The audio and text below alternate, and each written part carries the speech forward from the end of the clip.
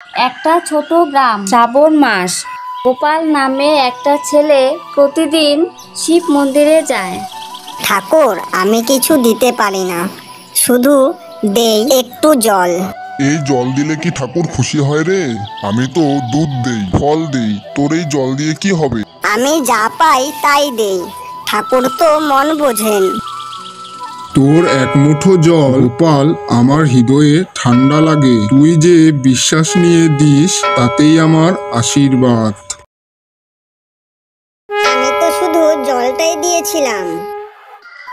গোপাল মায়ের সাথে বসে থাকে। মা বলে, গোপাল তুই সত্যিই ভাগ্যবান, ঠাকুর তোকে শুনেছেন রে। মা, ঠাকুর থাকেন মনের মধ্যে, যদি মনটা সৎ থাকে তিনিও আশীর্বাদ দেন। গ্রামের মানুষ জড়ো হয়। একজন বলে, আমি ভাবতাম দান মানে শুধু দামি জিনিস, কিন্তু আজ বুঝলাম ঠাকুরের কাছে সবচেয়ে দামি জিনিস হচ্ছে মন। গোপাল, তুই আমাকে শিখিয়ে দিলি। এক ফোঁটা জল যদি দাও মন থেকে, শিব নিজেই সাগর করে দেন। তাই শ্রাবণ মাসে শিবকে স্মরণ করি। হর হর মহাদেব।